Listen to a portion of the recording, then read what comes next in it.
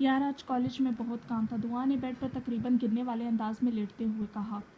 दुआ तुम तो सिर्फ थक गई, जबकि मैं तो थकने के साथ साथ उकता भी गई। कभी कभी तो मुझे लगता है कि मेरी सारी ज़िंदगी घर से कॉलेज और कॉलेज से घर आते जाते ही गुजर जाएगी। उसके चेहरे पर उस वक्त इतनी कोफ्त और बेजारी थी कि दुआ को हंसी आ गई और सोने पर सुहागा। बड़े अब्बा ने हमारा एडमिशन भी ऐसे कॉलेज में करवाया जहाँ ना कोई थ्रिल है और ना मज़ा। इतने बोर कॉलेज में मेरा दिल नहीं करता पढ़ने को, और ऊपर से BSc के इतने मुश्किल सब्जेक्ट्स।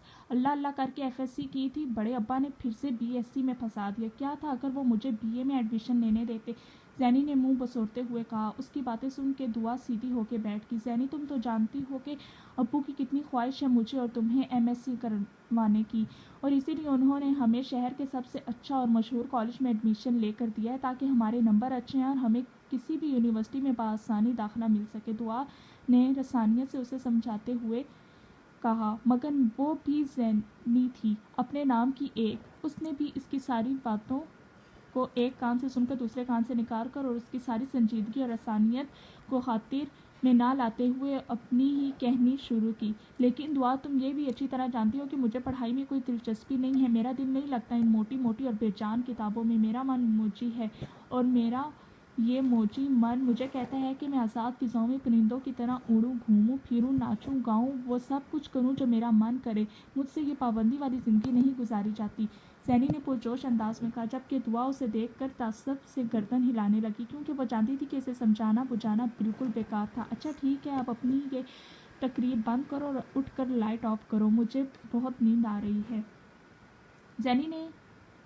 जैनी ने खा जाने वाली नज़रों से उसे देखा, जो आंखों पे बाजू रख कर लेट चुकी थी। जैनी ने दिल ही दिल में उसे खौफ सलावातें सुनाते हुए उठकर लाइट बंद की। फिर कमरे में यूं ही इधर से उधर टहलते हुए जब उसे करने के लिए कुछ समझ में ना आया तो वो भी दुआ के साथ आके लेट गई। थोड़ी ही देर में सो गई। कहने को तो दुआ और जैनी कज़न थी, लेकिन दोनों की आदत, मिजाज और पसंद नापसंद एक दूसरे से बहुत अलग थी। यूँ समझ लें कि दुआ अगर मशरिक तो जैनी मगरिब थी। दुआ बहुत समझदार, संजीदा, पढ़ाकू और डरपोक किस्म की लड़की थी, जबकि जैनी शौक, चंचल, गैर जिम्मेदार, मुंह फट और नडर। एक दूसरे से इतना मुख्तलिफ होने के बावजूद भी दोनों में बहुत प्यार, मोहब्बत और अंडरस्टैंडिंग थी। शाम में जब वो दोनों सोकर उठी तो फ्रेश होकर नीचे आ गई। बड़ी माँ खाने में कितना टाइम है, भूख से जान निकल रही है। सैनी ने किचन में झांकते हुए पूछा। उनके घर में हर काम के लिए मुलाजिम थे, लेकिन कुकी का काम बड़ी माँ और छोटी माँ ही करती थी, क्योंकि घर वालों को उनके हाथ के अलावा किसी और के हाथ का खाना पसंद नहीं आता था। बस बेटा, खाना तैयार है, बाकी सब भी आ जाए तो खाना लगाती हूँ। बहुत भूख लगी है माँ, दोपहर को भी खाना नहीं खाया। कॉलेज से वापसी पे थक ही इतना गए थे कि खाने का भी होश नहीं रहा और सो के। दुआ ने भी दहाई दी। बस थोड़ी देर और सब्र कर लो, सब आ जाए तो खाना लगा रही हूँ। बड़ी माँ ने उन्हें सब्र करने की तलकीन की। फिर वो दोनों बाकी सब के आने का बेचैनी से इंतज़ार करने लगे। कुछ देर गुजरने के बाद सब आ गए और खाना डाइनिंग टेबल पे लग गया। खाना सब ने बहुत अच्छे और पुरसकून माहौल में बैठ कर खाया। खाना खाने के बाद सब लाउंज में आके बैठ गए। मुलाजमा ने सबको कॉफ़ी सर्व की। कॉफ़ी पीते हुए सब आपस में गपशप लगा रहे थे कि अचानक छोटे अब्बा ने अजनान को मुखातिब करके कहा, भई अजनान मियाँ, आज की तुम्हारी प्रेजेंटेशन बहुत खूब थी। वहाँ हाल में बैठे सब लोग तुम्हारी बहुत तारीफ़ कर रहे थे। छोटे अब्बा के मुंह से अपनी तारीफ़ सुनकर उसकी घनी मूंछों तले गुलाबी होंठ मुस्कुराने लगे, और ऐसा कभी कभी ही होता था, क्योंकि वो बहुत कम मुस्कुराता था। सुबह घर में जो तूफ़ान उठा कर गए थे, इससे लग तो नहीं रहा था कि प्रेजेंटेशन अच्छी होगी। रोमान ने दुआ और जैनी के करीब खिसकते हुए कहा, और शायद रोमान की बात अजनान के कानों तक भी पहुंच गई। तब ही मुस्कुराहट गायब होकर माथे के बल नमूदार हो गए। तुम खुद तो भाई के हाथों मरोगे, साथ हमें भी मरवाओगे। दुआ ने डरते डरते उसकी तरफ देखा, जिसकी तवज्जो अब छोटे अब्बा और बड़े अब्बा की बातों पर थी। खाना खाने के बाद इन दोनों का वॉक का मूड बन गया, जिसकी इजाज़त लेने के लिए वो दादी अम्मा के पास आई। दादी माँ, अगर आप इजाज़त दें तो मैं और दुआ बाहर वॉक के लिए चले जाएं, थोड़ी देर में वापस आ जाएंगे। सैनी ने प्यार से दादी माँ के गले में बाजू डालते हुए पूछा। हाँ ज़रूर जाओ, लेकिन जल्दी आ जाना, उन्होंने दोनों को प्यार करते हुए कहा। जैसे ही वो दोनों गेट से बाहर निकली तो ताज़ा हवा के झोंके ने उनका इस्तकबाल किया।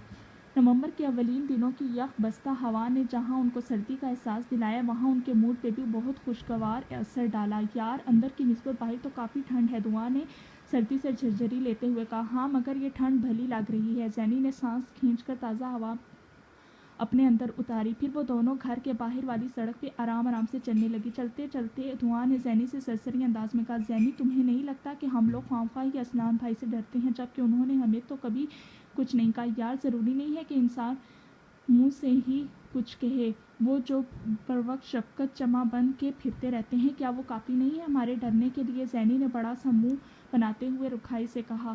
زینی یہ شفقت چیمہ کون ہے؟ دعا ششوپنج میں مبتلا حیرت سے پوچھنے لگی جبکہ زینی کا جی اس کی ناقص معلومات پہ ماتم کرنے کو چاہا۔ کیوں نہیں، یہ تمہارے سمجھنے کی باتیں نہیں ہیں، چلو کوئی اور بات کرتے ہیں۔ دعا ابھی بھی شفقت چیمہ کو لے کر کشمکش میں مبتلا تھی۔ دعا کتنے دن ہو گئے ہیں نا ہمیں کہیں آؤٹنگ پر گئے ہوئے، میں تو بور ہو گئی ہوں اس ٹف روٹین سے، چلو کہیں گھومنے پھرنے جانے کا پلان بناتے ہیں۔ زینی نے دعا کا دھیان بٹانے کے لیے کہا اور وہ اس میں کافی حد تک کامیاب بھی ہوگی۔ ہاں یہ ٹھیک ہے، اس سنڈے کو دامنے کو کا پروگرام بنا لیتے ہیں، اس طرح ہمارے مائنڈ بھی فریش ہو جائیں گے اور پڑھائی بھی اچھے طریقے سے ہوگی۔ دعا نے خوش ہوتے ہوئے کہا، ہاں ٹھیک ہے، لیکن میری ایک شرط ہے۔ زینی نے شرارت بھری نظروں سے دعا کو دیکھا۔ شرط؟ کیسی شرط؟ دعا نے حیرت سے پوچھا۔ شرط یہ ہے کہ دامنے کو جاتے ہوئے گاڑی میں چلاؤں گی، زینی نے گویا اعلان کرتے ہوئے کہا، جبکہ دعا نے زینی کے اس اعلان کی بھرپور مخالفت کی۔ نہیں، بالکل بھی نہیں، ہمیں دامنے کو جانا ہے، اوپر نہیں۔ ایک تو دامنے کو کے راستے اتنے خطرناک ہیں، اوپر سے تمہاری اتنی ریش ڈرائیونگ۔ نہ بابا نہ، تم اپنے یہ شوق کہیں اور جا کے پورے کرنا۔ دعا ایک تو تم ڈرتی بہت ہو، کچھ نہیں ہوگا ایسا ویسا۔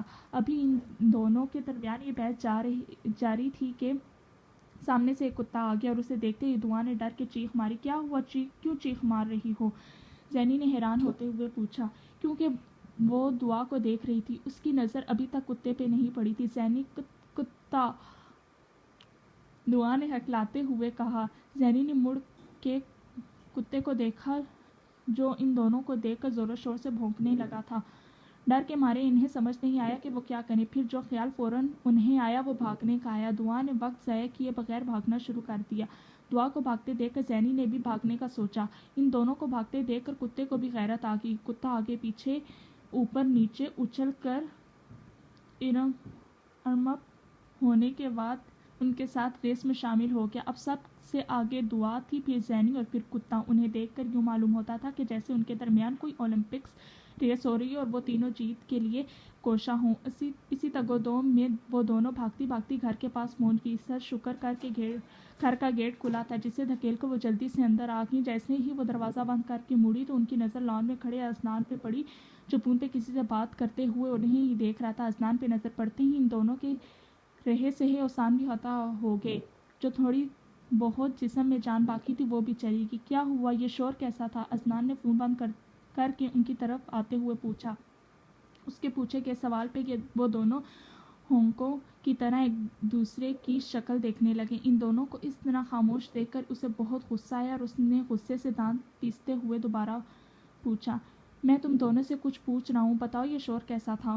ازنان کی طرف دیکھے بنا بھی وہ اس بات کا اندازہ لگا سکتی تھیں کہ وہ اس وقت بہت غصے میں تھا، اس لیے اس کے غصے کے بھڑکتے ہوئے شوروں کو مزید ہوا دیے بغیر دعا نے ہمت کر کے جواب دے ہی دیا، وہ بھائی ہمارے پیچھے کتا لگ گیا تھا، دعا نے سہمے ہوئے لہجے میں کہا، جبکہ زینی سوچ میں پڑ گئی کہ کتا ان کے پیچھے لگا تھا یا انہوں نے خود اسے اپنے پیچھے لگنے کی دعوت دی تھی۔ اچھا ٹھیک ہے، اندر جاؤ، اور یہ کوئی وقت ہے گھر سے نکلنے کا؟ اسے شاید ان دونوں کی حالت پر ترس آ گیا، اس لیے تھوڑا نرم پڑ گیا۔ ویسے بھی وہ زیادہ بولنے کا عادی نہیں تھا، وہ زبان کا کام بھی آنکھوں سے ہی لیتا تھا، اس کی آنکھیں بولتی تھیں، اگر وہ غصے میں ہوتا تو اس کی آنکھیں ہی اگلے کی روح فنا کر دیا کرتی تھی۔ اس کی طرف سے جانے کی اجازت ملتے ہی انہوں نے اندر کی طرف دوڑ لگا دی اور شکر ادا کیا کہ بچ گئے۔